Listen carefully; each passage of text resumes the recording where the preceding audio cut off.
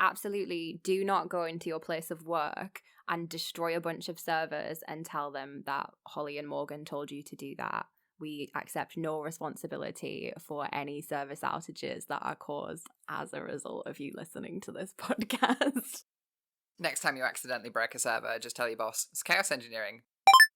So how would you describe chaos engineering if you had to give a quick definition? Chaos engineering is this concept that we experiment on production systems in order to build confidence in how those systems will perform under duress. Does it have to be production? Not strictly speaking, but unless you have pretty much an identical copy of your production system, it's never going to respond in exactly the same way as a production system would, so it doesn't really give you the same confidence. Yeah, so if your test environment doesn't match your production environment, then testing in test is not going to be a very good test.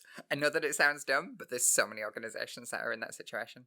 You say experiments, though. What are we talking about here? So earlier when we were talking, I made a distinction between tests, meaning for me unit tests and integration tests, and then you're saying chaos experiments. So why are we using a different word here? What does experiments mean?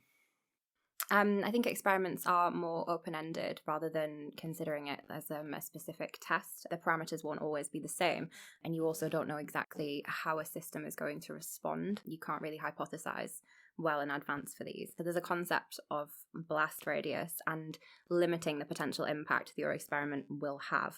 Start off with something small. So I wrote a blog post a little while ago where I was talking about just kind of introducing this idea of chaos engineering to people who hadn't talked about it before, who hadn't maybe seen that term before.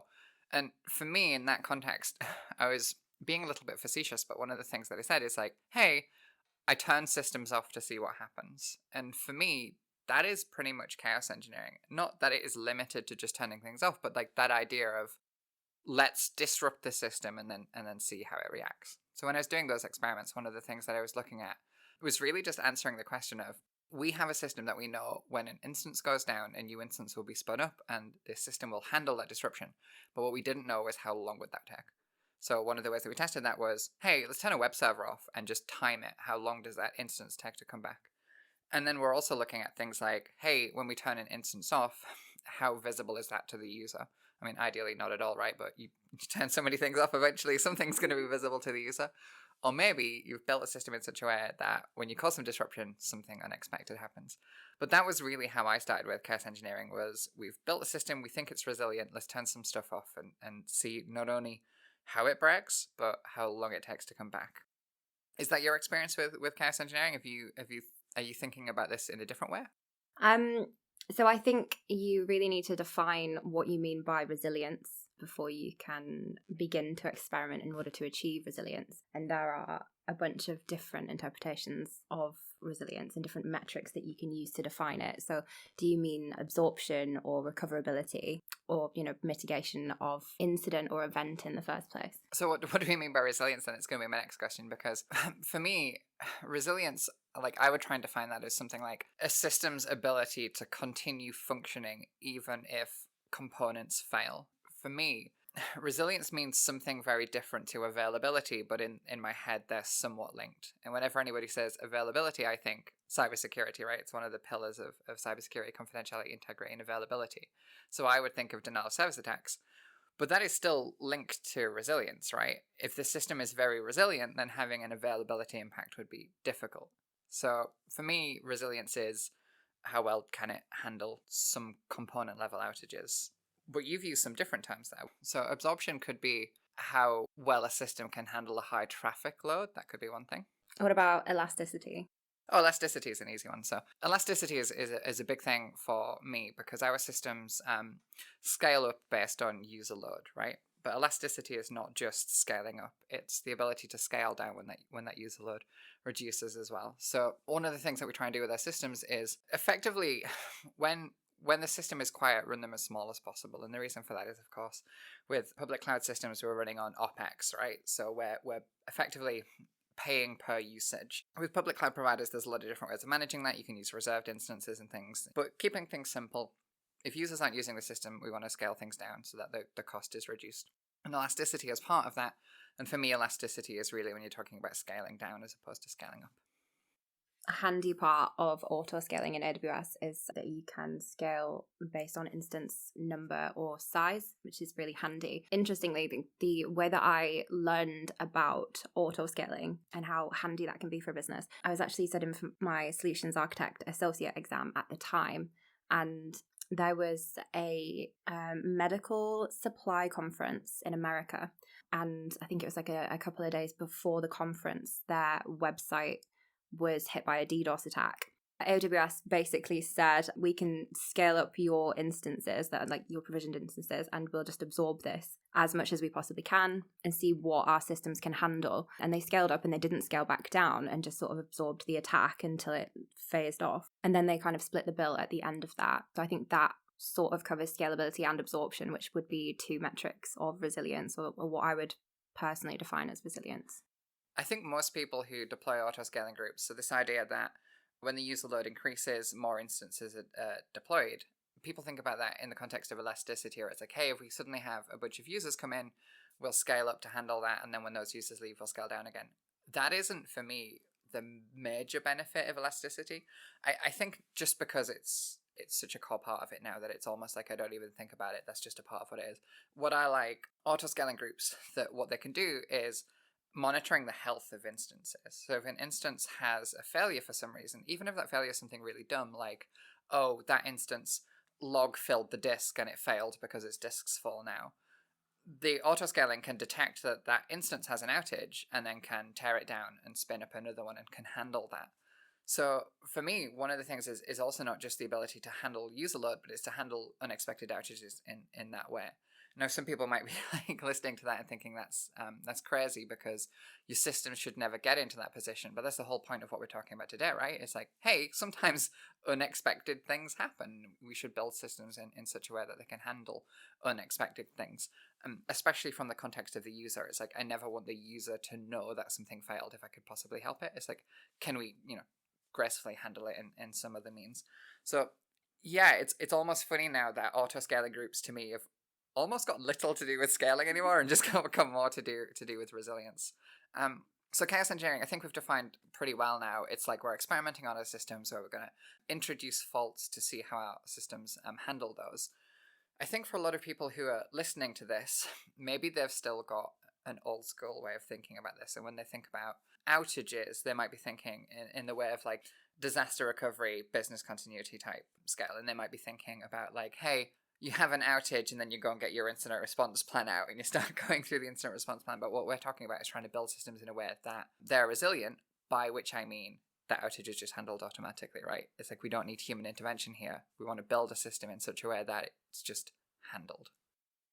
I would agree, but there are other benefits to chaos engineering rather than just building self-healing infrastructure. So you can architect systems to ensure graceful degradation of services. For an example, LinkedIn's project Linked Out, which is their application infrastructure chaos engineering project, actually introduces this concept of graceful degradation, and it identifies like core workflows and processes on a particular page that will be accessed by a user.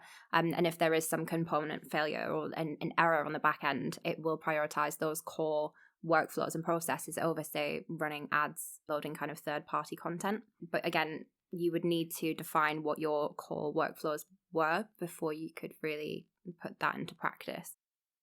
I think that's it's like you need to define these things is such a big part. I was working with a company recently who I was talking through their disaster recovery process, but like, hey, what would happen if you had an outage and how would you recover from that? And one of the things that was very interesting to me with that company is they hadn't even defined which systems were critical. Like they had no priority for systems. And they were absolutely adamant that they could recover from an outage because they kept pointing at backups. And they're like, hey, if this server disappears, here are the backups for that server. And what I was trying to point out was you might not have an outage of that level. It might not be, hey, that one server explodes. It could be like, hey, the entire network is down. How are you going to recover now?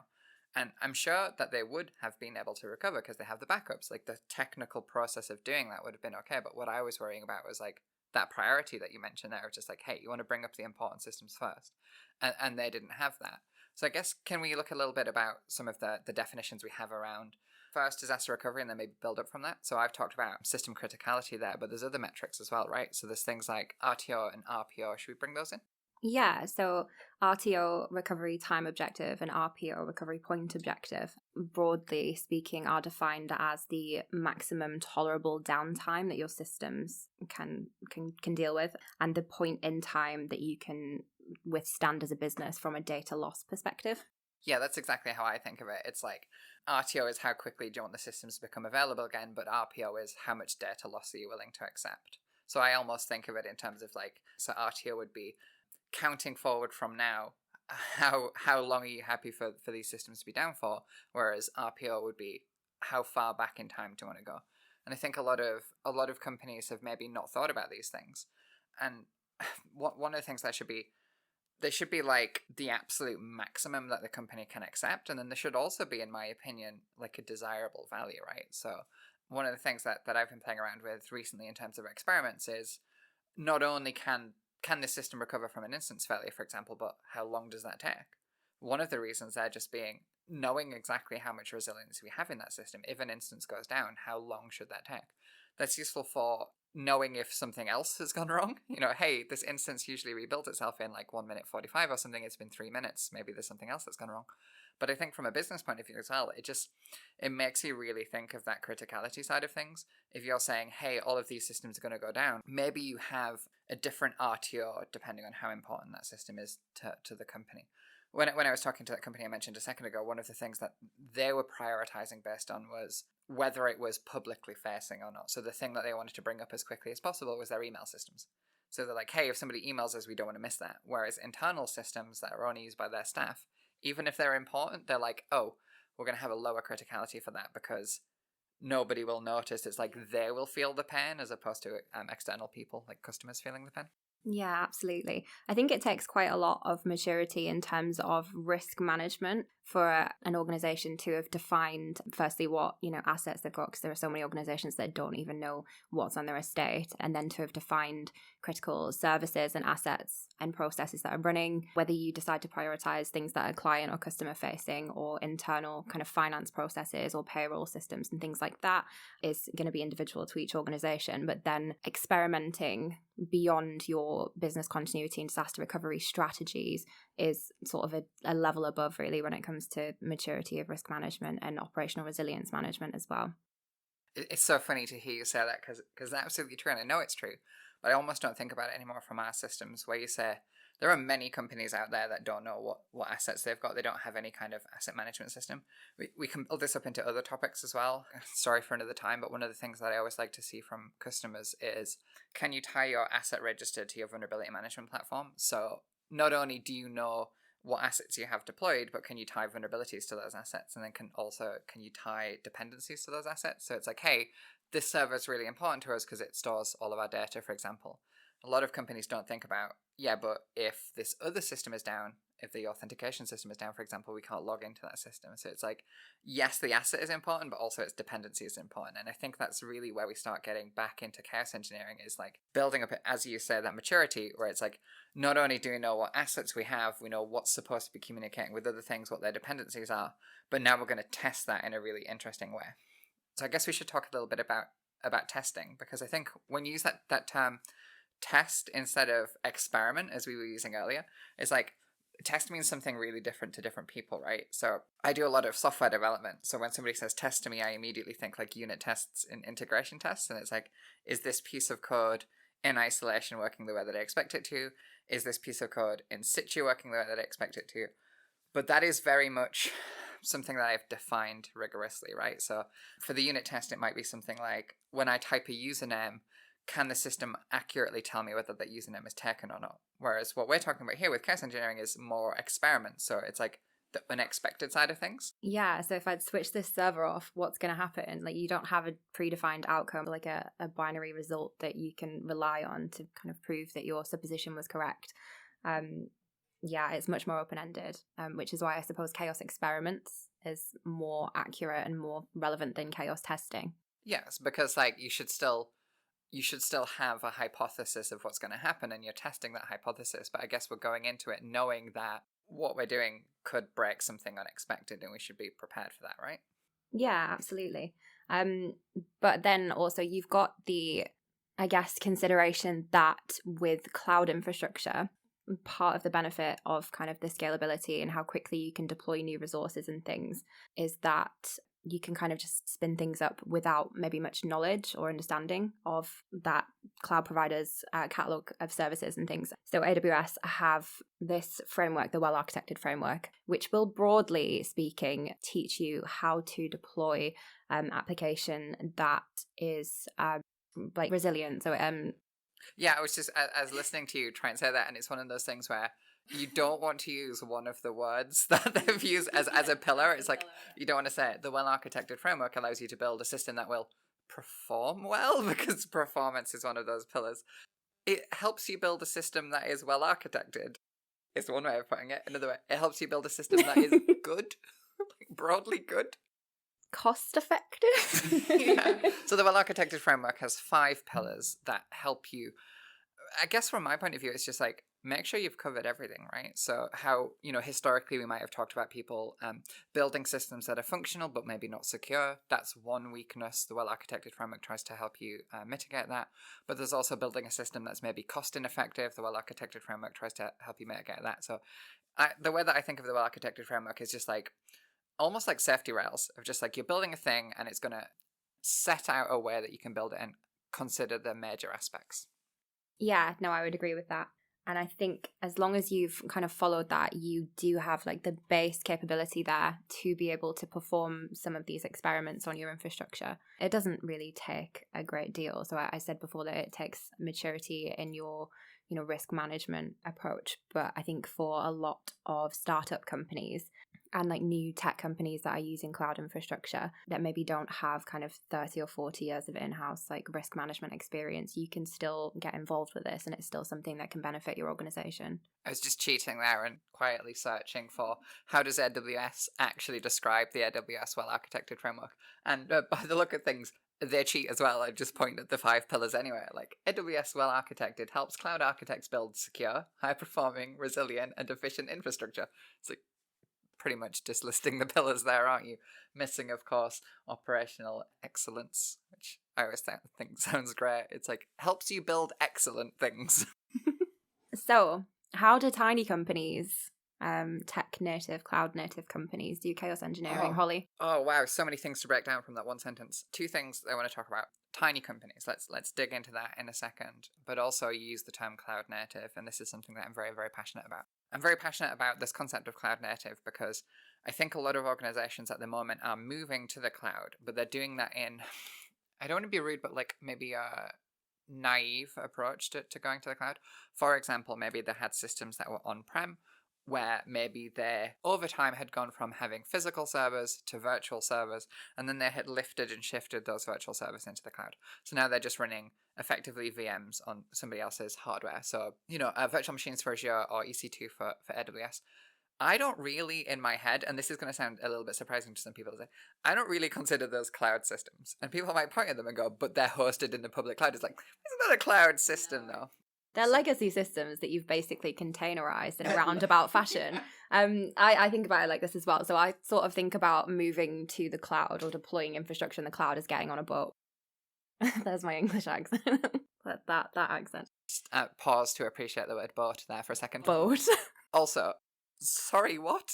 Yeah, so if you think about it, there's like a little fishing boat or something, like a rowing boat at the end of a dock, and somebody who is set up to appropriately use cloud infrastructure or to begin deploying infrastructure and assets in the cloud will just get in the boat and kind of row away. But there are lots of sort of older companies who are really kind of sentimentally attached to all of their on-prem crap and really don't want to get on the boat. So they've got one foot on the dock and one foot on the boat, and they've like unmoored it and it's starting to drift away a little bit and they're going to fall in the water. It's not going to be pretty. I love that analogy. Allow me to try and make it uniquely coherent. Please do. So the way that I think about it is the first step to moving to the cloud is hosting in the cloud, right? So that would be absolutely virtual service hosted on somebody else's infrastructure, maybe looking at things like IaaS, so infrastructure as a service. But what I think of when somebody says a cloud system is really the extreme right-hand side of that. So function as a service. So Azure Functions or AWS Lambda, that kind of thing, where we're looking at technologies like serverless. And there's a whole pathway there, right? From moving from virtualized systems to moving to microservices, function as a service, serverless. Nano services. Absolutely. But that's what I think of as cloud services. And I think the way to kind of summarize that, if somebody's trying to like follow along with what we're saying here, is has it been moved to the cloud or was it built for the cloud? That's the real distinction for me. Yeah, absolutely. You mentioned tiny companies though. So I guess there's two sides to this. Like I'll rant about tiny companies in a second because I love startups. But in the context of chaos engineering, I guess the implicit question there is chaos engineering something that you build up to through scale? Because we have, through this discussion, repeatedly used the term maturity. Is that an organization gets to a certain age, a certain size, a certain number of employees before chaos engineering becomes important? Or is it something you can do from day one? No, I absolutely think you can do it from day one. So I think if you have cloud native infrastructure, you are at an advantage because your systems, dependencies, interactions, processes are all going to be mapped in a more predictable fashion. You're likely going to have a better understanding of your estate and how it functions. Whereas if you have sort of some on-prem legacy infrastructure and then you've got some kind of cloud deployed infrastructure as well, it is much more difficult to see or to predict how it's going to react. So I think a lot of kind of newer companies that maybe don't have that maturity already are actually in a better position to kind of run these sorts of experiments. The way that it works is we all know how virtual servers work, right? Get a computer, you cut it up into pieces, that's a virtual server. On the other side of things, you have serverless, that's magic, right? Just somebody else's hypervisor. Look at that, it's just like, I send code out into the cloud, something somewhere runs it, and then it gives me a response. That's it. It's not really serverless, it's just not your server. Somebody else's server. Absolutely. We're going to have to come back to serverless in the context of supplier security questionnaires, because I've recently had some significant pain with, in particular, auditors who don't understand some of the weird stuff that we're doing with infrastructure. I'd like to talk about that another day because I want to talk about the cool stuff we're doing in infrastructure because that's awesome, but also just some of the questions we get asked from a security point of view are pretty crazy. But small companies, I think the thing here is exactly like we had a second ago with what does cloud system mean? It can mean a lot of different things. Small companies can mean a lot of different things. A sole trader is a small company. A micro company where they're just small by nature, they're doing something, they have no intention of scaling, maybe it's just a few people. You could think of something like a solicitors or an accountants where they're just a company that is small and intends on staying small. And then you could also think about things like startups. I'll have to have a rant about startups at some point because I think startup for a lot of people means any new company. I hear the term startup applied in so many different ways where somebody would say like, oh yeah, I'm working for this startup, and then they'll be like 10 years old and it's like, is that really a startup? It's like, I'm working for this startup, they're on Series H, and it's like, they're on Series F, is that really a startup? The reason that I did that is I don't want the internet to know how I pronounce the word H. It can't be worse than how I pronounce both. They're on Series F. Is that a startup? Or you might be talking to somebody like, unicorns, right? A startup that's valued over $1 billion. So it's like, is that a startup? So for me, the word startup is so purely applied because it somehow applies to everything from a micro company that is never going to scale to $1 billion company that's 10 years old. It doesn't make sense. So we'll have to at some point have an episode about startups where I can have that rant. But bringing us back to chaos engineering. Yeah, in my experience, I run a startup. Our systems are built for the cloud. We run experiments all the time to test how things work. And in fact, I've had some conversations with you recently in terms of just like, have we built this thing well? Is there anything that you can think of that we've missed? And like I said earlier in the show, my experience with that was really just turning things off and then seeing what happens. I think an important thing to note, though, at this point is that doesn't work if you don't have monitoring in place. That was the pause. What I was trying to prepare for was somebody like accidentally RMRFing a server in production and then just like emailing their boss, oh, we're doing chaos engineering today. Has anybody told you?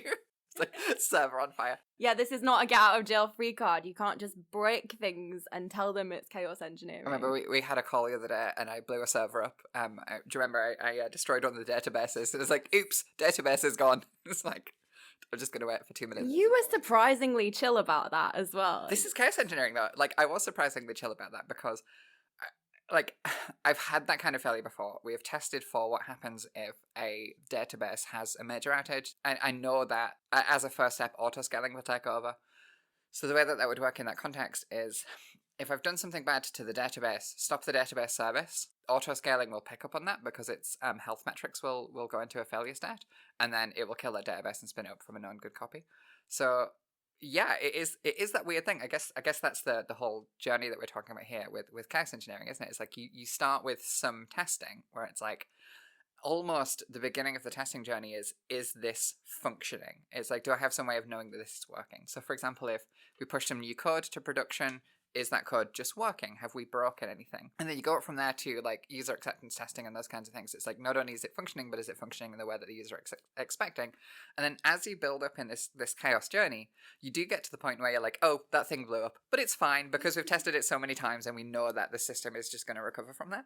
The really cool thing about the example that you just gave about the database is that in a typical or traditional company, maybe the business continuity plan, their recovery time or point objective might be several hours for a critical service, and it might be that they can tolerate up to 24 hours worth of data loss as their RPO. But the health metrics monitoring for autoscaling on your database would pick that up really quickly, which brings your RPO back down to a few minutes, just as long as it takes to pick up on that and then deploy a new database. So it really does change business continuity completely. There's also just like this ability to observe things happening. So even if you don't necessarily change the business's risk appetite in terms of where your RPO is, just knowing that it's happening is better, right? I guess we can talk a little bit about AWS game days in a second. But just like, it makes you feel more comfortable if you know what's going to happen and if you know what the state of the system is. I guess, again, there's a different maturity journey here in terms of like organizations on one side of the spectrum not even knowing what assets they've got, let alone if those assets are working correctly. And then building up from that, it's like, we know what everything is, we know where everything is. And then building up from that, it's like, or you accidentally blow up a database and then you hope that your auto-scaling groups are working. And then there's building up from that, and it's like, hey, if there is an outage, it's fine, but also like we know it's happened and we've picked up on that pretty quickly. I mean, I'd love to know how many organizations' public-facing website could just go down, and then how long it would take for them to even notice that it's gone down.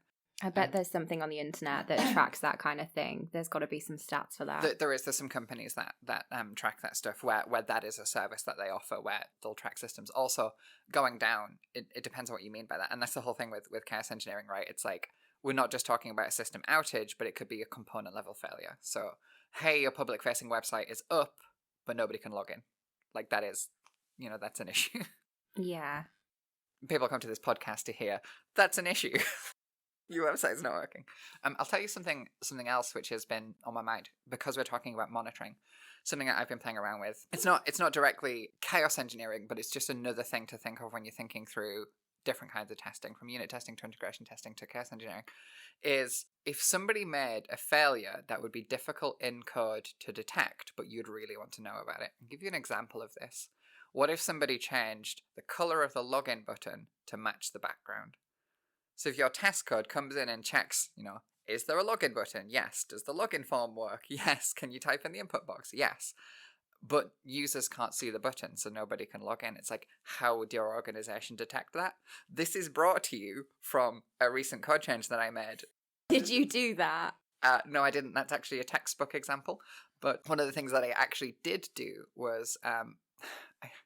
I'm not going to go into the long story of how this occurred, and some people no doubt are going to contact us and be like, how on earth did you do this? But what I did was I changed the Z index of the input fields so that they displayed correctly, but a user couldn't click them, because they were effectively behind the forward div. So all of our system tests passed because the page loaded correctly, the server responded quickly, the logon form was loaded. And you could navigate the page with the browser if you were, for example, to use the tab key to select inputs. That would select them, but you couldn't click them. So the automated testing that we have, we use effectively a headless web browser. So we drive through Selenium. So we can actually test, like, not only does this page load, but this page loads in a browser that users are using, and all of these example user activities would work correctly. Didn't work for that one, though. So... Yeah, testing, like you can get really, really far into testing. If people are interested in how we detect that, logins per second. You have a metric that is logins per second, and when that falls off a cliff, you know something broke in your login box. It doesn't really matter what it is. Nobody's logging in anymore. Something has gone wrong, and you might want to investigate that. So I guess that brings us back to metrics around chaos engineering, and like we've talked about Rto and Rpr, but I presume there is other metrics that might be useful from an experiment's point of view. Yeah, there really are. But the point that you just made, I think, is kind of more valid. Like it links back to another kind of value add that you can get out of chaos engineering, is that it identifies problems with your monitoring, so you can drive maturity in that space and improve thresholds, metrics, what your tolerances are, and just do kind of fine tuning of those things, which makes it easier to detect incidents and outages and failure in future. So we keep saying monitoring, and I gave an example of how we monitor our system, but I guess in the context of just like broader cloud systems, what do you mean by monitoring? Do we have like a constant ping running? Is this just like server exists, it's all probably fine, or is there a little bit more to monitoring? How do you know your system's working? I feel like there's a Shylock monologue in here. Gonna have to explain that reference to somebody who doesn't watch TV. It's Shakespeare. That's the Merchant of Venice. I don't watch TV. They didn't either. Literature degrees. Honestly. That's something that's going to come up on the show at some point, is that I have a real degree, information security. I have a Mickey Mouse English degree. What's the full title of your degree? English literature with French. It's not even an English degree. That's English. It's got French in there. Oh, but it was a minor. There's only a little bit of French. Do you know what my minor was? No. Privacy. Oh. It's the correct way to pronounce that word for all of the Americans whose brains just exploded. Privacy. Yeah, information security with privacy. Oh man, could you imagine doing like information security with French? That would be... I think that'd be really fun, actually, because then you could actually understand that French security conference that you go to every year. Hack in Paris. Or Nuit de Hack. Mm-hmm. Nuit de Hack. There's no H's in French.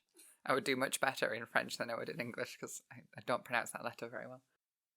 So yeah, I guess from a monitoring point of view, I mentioned logins per second being one of the things that we track, but really, like, there's a whole host of things that you should be tracking, right? I mentioned earlier an instance failing because its disk got full.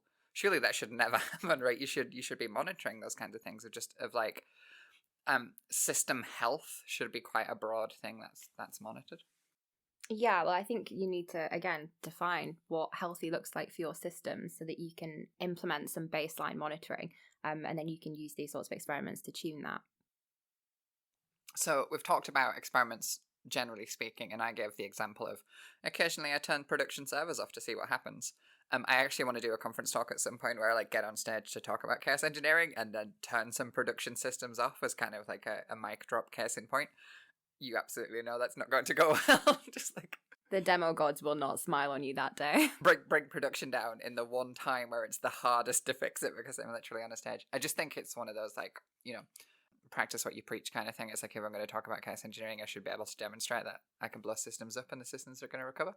So there are a bunch of other experiments that you can do, which I think is what you were getting at. And so there are 2 projects that I can think of that have like notable experiments of examples in this. And the first would be Netflix, who basically pioneered chaos engineering. And they wrote a tool suite called Simian Army. Can you say that, Holly? Simian Army? Yeah, that's right. What's being got at there is the fact that I was today years old when I realised that the word is simian and not Symbian. I don't know how that happened, but I presume I was really into mobile devices when I was younger, and Symbian is a mobile operating system. I remember playing around with that a lot, certainly prior to like iPhone applications and that kind of thing. It was kind of looking at how those systems could be built and programming on them and those kinds of things. And that word apparently got locked in my brain. And now anytime anybody has talked about Simian Army, I have heard Symbian. So, yeah, the Simian Army.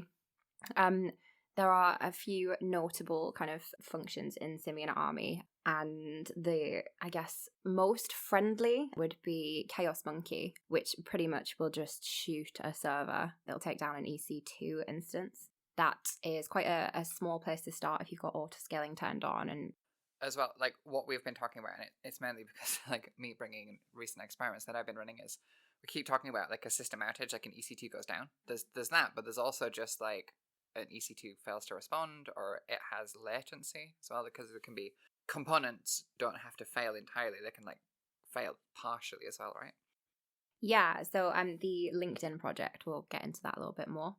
And I guess the Netflix piece, because it's older, was a bit more rudimentary at the time. Like the concept of trying to deliberately break your production systems to check if your engineers had architected something for resilience was pretty crazy then. Like, can you imagine going to a board and saying, we want to break our customer-facing website just to see if our engineers have built it properly?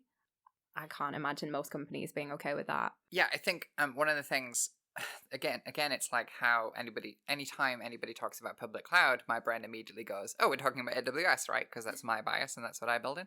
But I think a lot of people who have organizations who test well and have a kind of like bought into chaos engineering, or even if it's not necessarily chaos, other kinds of testing, would be very surprised at how many organizations are not. I can give you another example from another area that I work in.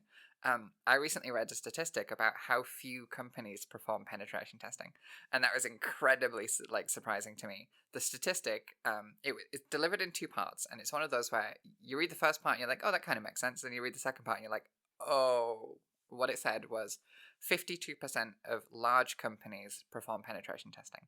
13% of all companies perform penetration testing. So really what this statistic is trying to give you is like, more than half big companies do this, but when you account for small companies as well, it's not very many people are doing it. And I think that's the thing with testing, is there's a huge number of companies out there who aren't doing really a great deal of testing, let alone like this cool testing stuff that we're talking about. I'll give you a funny example from the pen testing side of things. And that was a company who had a main internet connection into their office, and then they had a backup internet connection for their office as well. The idea being, if the main link goes down, they've got a much slower, smaller pipe, but they've still got some connectivity. So you can imagine like broadband pipe, dial-up pipe kind of thing, but they've got this backup plan. What we actually found through testing was the backup line had no firewall. So the main line, like this gigabit link, goes into the firewall, into the main office, and then if that link fails, they've got just like an any just clear internet access. So that fails open then. It fails open, absolutely. And the thing that interesting about that was they just never tested it. And you can look at some like adversarial mechanisms of like, could somebody DOS the system in some way to cause it to fail over, to then use that to get a security leverage? Like, yeah, that's fair enough. But in the context that we're looking at it, it's just like, you've never actually tested this, have you? It's like they just never looked into it. So I think that is, what we're talking about here is, for a lot of organizations, they're not doing any testing, or certainly not like this level. Yeah, absolutely. I think it comes back to the maturity conversation that we had earlier. It does take a particular kind of approach and mindset, and definitely a culture that is open to absorbing and kind of accounting for failure. And just being like okay with it, isn't it? It's just like accepting the fact that like we should test these things, and if something goes wrong, it's better to find out about it in a controlled environment than it is because production's down. Well, absolutely. And that kind of links into a couple of different things. So Werner Vogels, the CTO of AWS, says that everything fails all the time. It's like quite a often repeated quote of his. So jumping back into talking about Netflix then and the Simian Army, we talked about Chaos Monkey, and you said that was an easy way to get started. You kind of implied that that's just how they started and that's one way in. And we talked about that being instance failure. So, testing an EC2 goes down or something like that. What's bigger than that? What's the next step? Chaos Gorilla is the next step up from that, which simulates an entire availability zone failure. And then there's one above that that's called Chaos Kong, and that would simulate a region outage. I'm not sure if Chaos Gorilla is still available on GitHub. Chaos Kong isn't. Obviously, that would be incredibly destructive material in the wrong hands. Accidentally destroy your entire company because the BC and DR planning wasn't there and the architecture wasn't resilient enough. One thing to jump in at that point as well is when we talk about maturity, one of the things that this means for organizations, be whatever level we're talking about security, we're talking about resilience or whatever, it's like the organization needs to define what is their risk appetite in that space. Because, we're talking about here handling an instance going down, handling an availability zone going down, or handling a region going down. It might be the case that for some organizations, depending on scales, budgets, intentions, you might not want to test for everything. You might not want to test to the level of like, hey, what happens if a nuclear bomb hits a data center or something like that? There is an argument to say that organizations should specify like not only the Rto RPR, but just like their risk appetite in terms of like how much are we willing to handle. I was talking to one company recently they were testing at instance failure level, they were testing at an availability zone level, but they had effectively no ability if a region went down. You know, if it was bigger than availability zone, that was it, they were going offline. And talking to them about that, they were actually quite happy with that, because they basically said they're not a big enough customer with a big enough user base for anyone to really care. It's like, hey, if EU West 2 goes down, nobody is looking at us. And I thought that was interesting that the organization had those discussions internally. It's never going to be EU West 2 anyway, is it? It's going to be US West 1, clearly. No. US West 1, that's the one that always goes down. Which is it? I'm doubting myself now. Is it US East? Oh, sorry. Cardinal directions are really difficult. It's US East. It is, isn't it? You're a vet. You're supposed to have a really good sense of direction. I've never tried to invade America. Good. Don't do that. They have guns. US East 1, isn't it? Oh man, we've got to fix that in post, haven't we? I'm just going to say US East 1, and then I can I can transpose that, yeah. Yeah, it was just really interesting that organization kind of thought up to that level. Exactly as you said previously, where we're talking about resilience down to a minute level. It's like, hey, if this instance goes down, the system will be back up, fully functioning within minutes. Some organizations might say, hey, you know what, we can handle 24 hours downtime, that doesn't impact us. Yeah, absolutely. I think it depends on the criticality of the service that's being kind of provisioned. I think another thing as well is seasonality. It depends what's happening. You know, if you're a media or I guess maybe like a gambling company, something like that, and it's the Grand National, your risk appetite might be different at those periods of time. So it really depends what's happening. You know, for some organizations, it might be like, hey, we've had an outage, but it's a weekend, so it doesn't matter. Yeah, definitely. That's actually the only reason we even have Amazon Web Services. They initially built a bunch of proprietary infrastructure to host their website and to deal with Black Friday. And they realized that for the rest of the year, they had all of this additional resource that they weren't really using. So they sort of started to rent it out, and that's how their business model began. Thanks, Jeff. So we've talked a little bit about Netflix, the Simian Army, Chaos Monkey, Chaos Gorilla, those kinds of things. And there's more to that project, of course. But I presume it's not just Netflix that are doing this, right? There's other companies. Absolutely not. And also, the other thing to note as well is that although we talk about these in an Amazon Web Services context, those tools can actually be cloud vendor agnostic if you're running, say, Azure or something on an orchestration platform. So it plugs into that instead, and will have the same sorts of impact just on the Azure equivalent, whatever that might be. So the other project, which kind of is more recent and I guess looks at more granular experiments, so what you were kind of asking about earlier, would be LinkedIn. And I actually came across their engineering blog a couple of weeks ago, and there are some really interesting blogs on there about how they kind of began their chaos engineering journey. So they're actually called Project Water Bear, which is named after a tardigrade, thus named because it can survive in like deep space and deep water, super hostile environments. So, you know, kind of interesting, that one. LinkedIn actually split down their approach into both application and infrastructure experiments, which is really cool. But then they also kind of subcategorize the different sorts of experiments that they can do. So for app failure, you can enable timeout exception or delay failure modes. And then for infrastructure failure, they classify it into kind of half host failure, host offline, rack fail, or data center failure. And then they've written a little bit about a few of the different kinds of experiments that they've done with host level failures, with an intention in the future to kind of improve maturity and start to conduct kind of larger scale experiments. So that concept of kind of keeping the blast radius of your experiment, the potential impact of it, really small. And I think that blog was from like 2017, so it's kind of grown and matured since then. But yeah, really interesting to see how they kind of split that out. You know, we started this conversation with a very simple example of a failure. It's like a system level outage. And when you dig into these things, like what failure actually is could be a huge number of things. I can give you an example from something that I've been working on recently, and that is taking payment through payment cards. And it sounds like a weird thing, like what is the link here? But the link was working through in what ways can that payment system fail. And even not just at like a resilience point of view, but just like, the working system would be a user presents their card, payment goes through, nothing to worry about.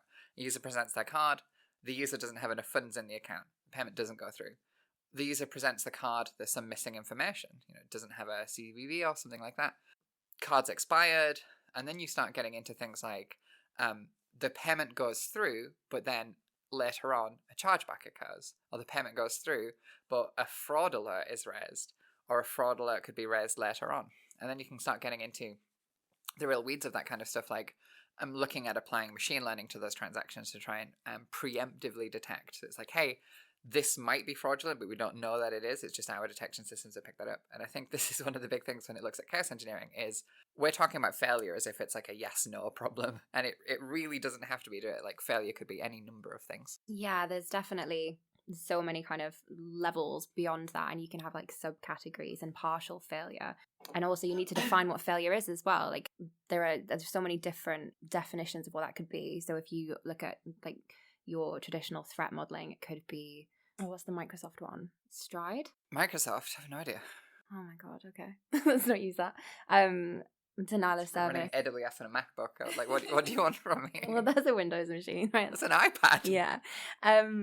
Yeah, so I think there's tampering, non-repudiation, loss of integrity of systems, denial of service. There's so many different definitions of what failure could be. Security vulnerabilities are a great way of just looking at things breaking in weird ways. So I guess we've talked in theory about chaos engineering now, and I think we've maybe implied some of the benefits that can come about from this. But can we summarize, like, how does chaos engineering benefit an organization?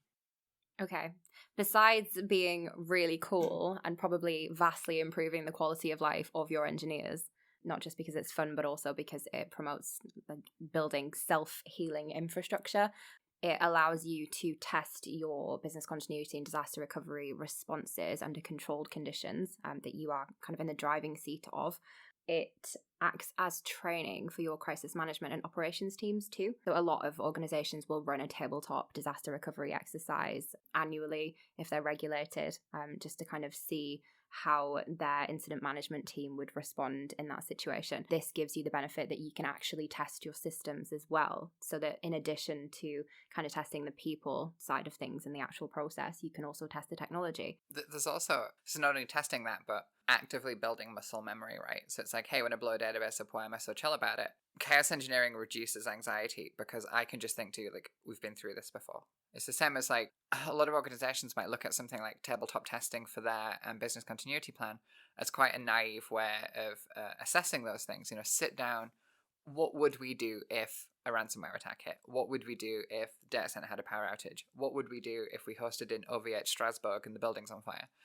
By walking through those exercises, you build a little muscle memory. That's a tabletop exercise is a very simple way of doing that. But I just find it massively reduces anxiety in terms of the team being able to say, we've been through this before. Yeah. I've also seen circumstances where, exec level members of an organization don't take the tabletop exercise seriously, or they'll drop out of it, or they'll prioritize another call or something that they've got on that day because they know it's a theoretical exercise and therefore it's not their priority to do that. If you run a chaos engineering experiment alongside that sort of tabletop exercise, it's actually happening. It's really failing that system. So they do need to be there. They need to be dealing with that. And I think it can drive engagement. It's not only like business leaders not caring, but it's so easy to lie to yourself. It's so easy to think like, how long would it take me to rebuild a web server? I'd probably do that in half an hour. There's a big difference between that and like actively trying to do it. And give you an example that I think a lot of people might identify with. If you're revising for something, like revising for an exam, and you have flashcards, and you look at a question, and then you turn it over, you can very often go, oh yeah, I knew that. But if you look at the flashcard and then try and say out loud what the answer is before you turn it over, you very quickly realize that you've been lying to yourself and you didn't know those answers. And I think that's the thing that we're bringing in here with chaos engineering is like, it's not in theory. It's not, if this occurred, what would we do next? It's like, okay, let's break this thing and then actually see. So not only does it build a muscle memory, but it gives you just the accuracy of those results, I think.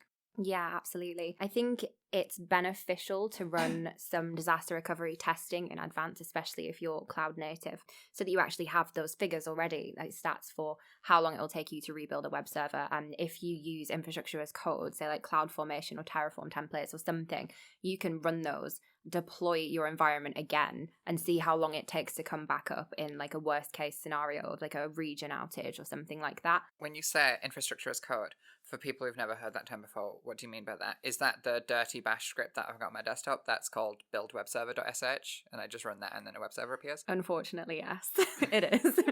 Yes.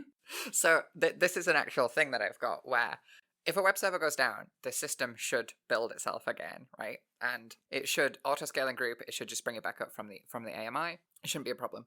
And things have gone really badly if I am ever building a web server manually, but it's still a thing that we test, because what if there's something wrong with the AMI? What if we've pushed a code change that has updated the AMI, and now the auto-scaling is, rebuilding with a bad image? So we still test that, and we do have build.sh, which will build a web server, and yeah, I guess technically that is infrastructure as code.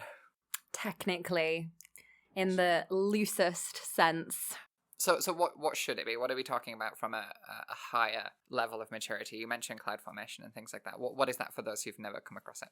CloudFormation is the AWS specific infrastructure as code service. I guess a roundabout fashion, infrastructure as code would be where you predefine the particular AMIs, OS versions, things like that your infrastructure should be using, maybe the size of the server that you want to provision, the numbers of servers in auto-scaling groups can define everything down to kind of security groups and access IAM roles and things like that attached to these resources in a fashion that makes it really easy to redeploy exactly the same environment time and again. So you won't accidentally have somebody who is manually deploying an EC2 instance use the wrong AMI that then isn't compatible with something else that you've got, like a process that already exists if you've got like dependencies. So infrastructure as code is really good for that reason. It allows you to sort of develop like a gold build of your entire estate. It's really good as well for if you want to duplicate an environment for some reason, so not necessarily just chaos experiments, but it's like if you just want to try something and you want the environment that you're trying it on to exactly reflect it. CloudFormation or broader infrastructure as code is just like simplifying deployment. Yes. And Terraform, again, would be the vendor agnostic solution for that.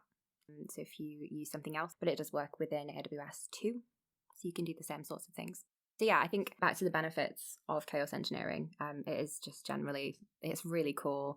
It'll make your engineers' lives so much easier. It makes on-call easier as well. It makes them less likely to be kind of woken up 3 o'clock in the morning to rebuild something. It highlights issues with your monitoring and alerting, if that exists. So say if your auto-scaling broke and you didn't have something that would kind of account for that, then these sorts of experiments would highlight that for you. So you could set up, say, an alert that says, this hasn't scaled and it should have done, or it's dropped below the minimum set out by your auto-scaling.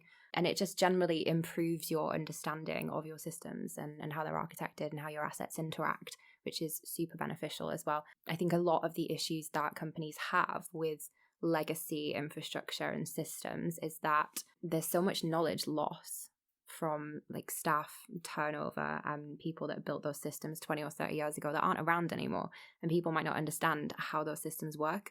Whereas these sorts of experiments and the benefit or the novelty of it being cloud native and kind of Amazon pushing updates all the time, and it being so easy to kind of gamify and automate everything, you can continually refresh that knowledge. So it doesn't really build up to a point where you have all of that technical debt and you're dealing with outages all the time and trying to support things that are struggling. Yeah, you say, people built these systems 20 or 30 years ago. It's like, to be clear, if you built a system and 6 months passes, you've probably forgotten a lot of the reasons that you did things, and a lot of the documentation is probably outdated. So yeah, I take the point. If it was a long time ago, then there's a benefit here. But even if it wasn't that long ago, there's still probably a benefit here. I know that for a lot of people, if they deploy a system and then don't think about it for a long time, you just kind of forget how to use that skill, right? Yeah, it might not even be the same person. It might just be that a particular function or process was built by a different team. It could be that simple. So if somebody's been listening in and they're like, exactly as I think they should be at this point, which is like, that sounds really fun. How do I convince my boss to let me do that? How can people get started with this stuff if they want to just individually understand more, but also if an organization thinks that this is something for them? Like, where do you begin? So there are a bunch of really cool resources on this.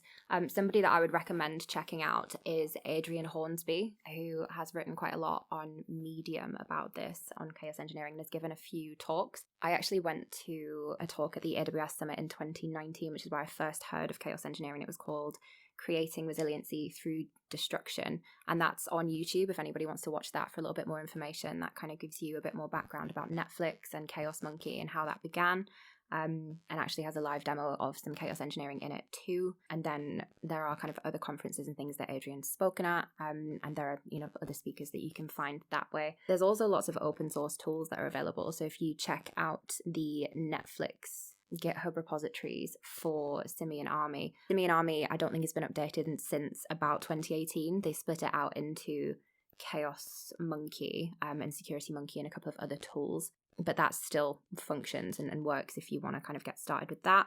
Also, kind of Amazon took notice of these sorts of experiments and companies starting to do this on their infrastructure, and recently, I think March this year, announced the AWS Fault Injection Simulator, which can run these sorts of experiments for you too. So that's a really cool thing that you should check out. I think that the thing for me as well is, whilst we talk about, in theory, these huge things like tearing systems down, or like, hey, let's tear a region down and see what happens. You can't just start really small as well. You can do some really small experiments.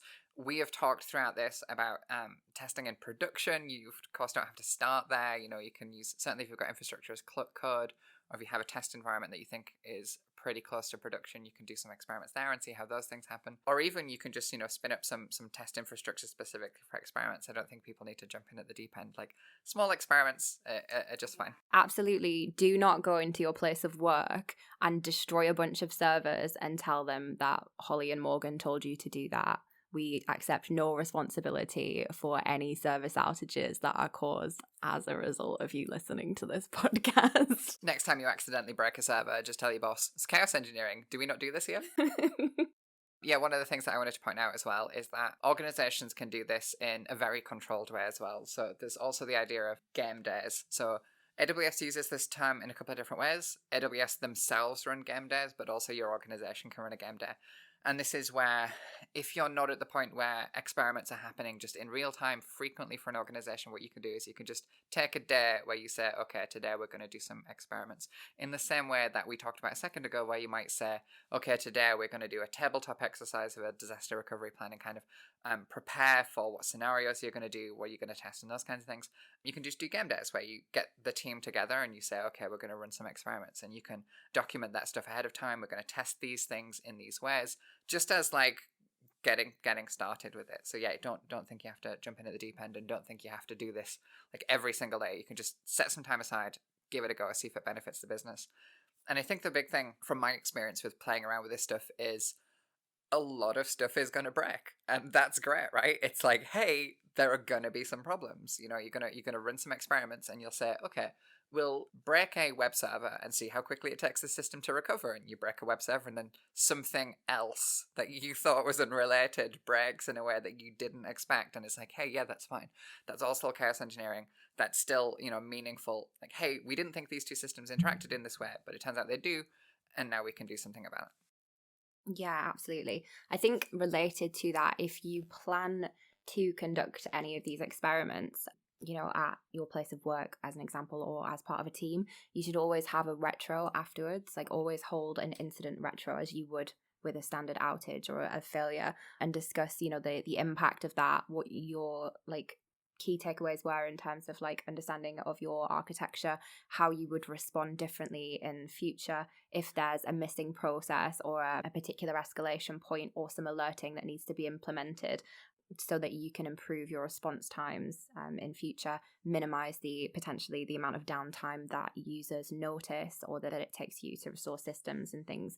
So yeah, don't just kind of break some infrastructure and then fix it on your own, because that sounds unnecessarily stressful. Kind of think about it first, come up with some intentions, plan it a little bit, and then hold a retro. Yeah, and some of it as well can just be like, oh, this person we've discovered is a bigger single point of failure than we realized. If you have to keep going to the same team member to deal with some systems, maybe they're the only person who has a certain privilege, for example.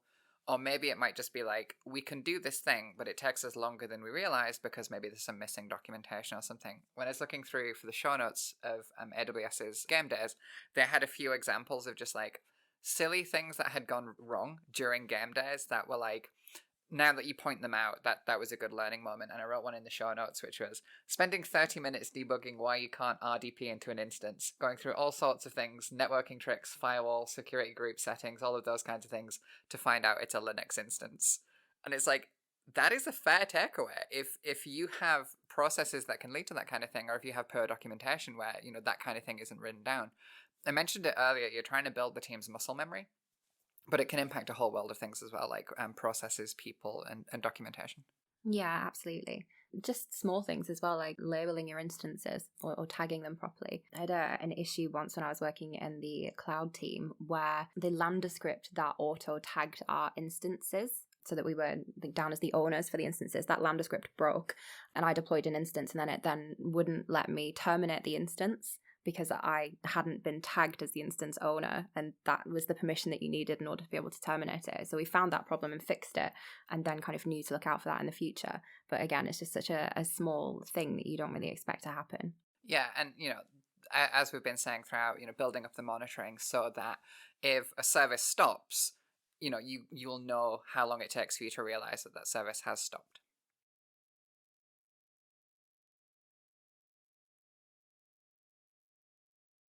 That's the end, by the way. This has been Artificial Chaos Podcast. Thank you for listening. It's not is it not? Is it not the Artificial Chaos Podcast? No. It's just a chaos podcast. How do you not know what it's called? You registered the domain. I registered a domain, not the domain. We're done here.